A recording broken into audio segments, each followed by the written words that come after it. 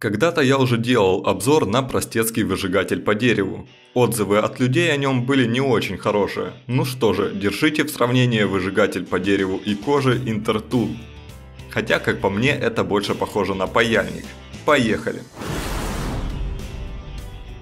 Продается он в блистере. В наборе помимо самого выжигателя есть 6 дополнительных насадок разной формы из латуни, и 7-я уже установлена в выжигателе. Краски гуашь из 6 цветов и синтетическая кисть довольно низкого качества. Также есть металлическая подставка. Инструкции нет, но есть гарантийный талон. Гарантия на прибор 12 месяцев.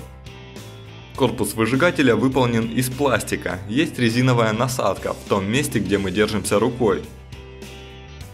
Провод подключения к сети 220 вольт тоньше и мягче, чем у прошлого выжигателя. Насадки меняются легко. Первый существенный минус, который я заметил, это высота стержня, вернее металлической части, в которую ввинчиваются насадки.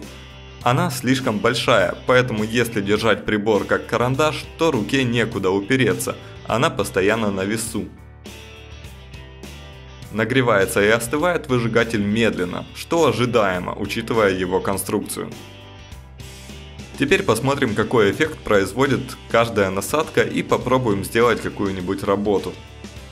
Первая насадка косая, она установлена по умолчанию. Ею удобно проводить широкие линии, возможно делать заливку и проводить тонкие прямые линии.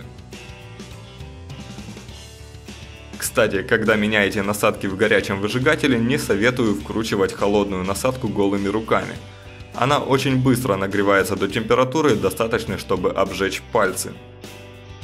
Следующая насадка фигурная, некий штамп, по-другому ее использовать вряд ли получится.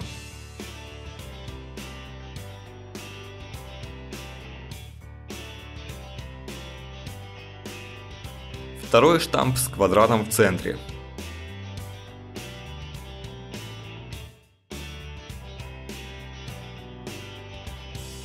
И третий штамп, он мне понравился больше всего.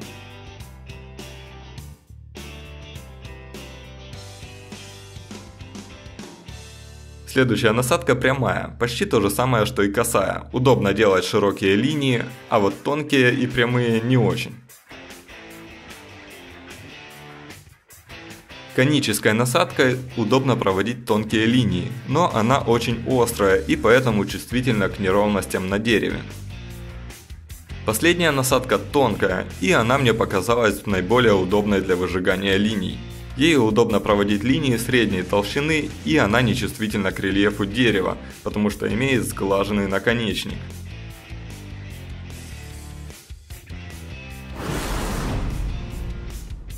Ну а теперь посмотрим на выжигатель в действии. У меня завалялась вот такая досточка в форме желудя, поэтому я решил выжечь на ней простенький орнамент из дубовых листочков и желудей. В целом у меня сложилось двойственное впечатление от выжигателя. С одной стороны, я начал привыкать к высокой ручке, а с другой, рука уставала довольно быстро, приходилось делать перерыв. Нагрев в этом выжигателе не очень сильный и не регулируется. Как по мне, он лучше подойдет для выжигания по коже, чем по дереву. Это я испытал на своих пальцах. Также предлагаю вам посмотреть обзор другого выжигателя, чтобы было с чем сравнить. Все ссылки будут в описании под видео.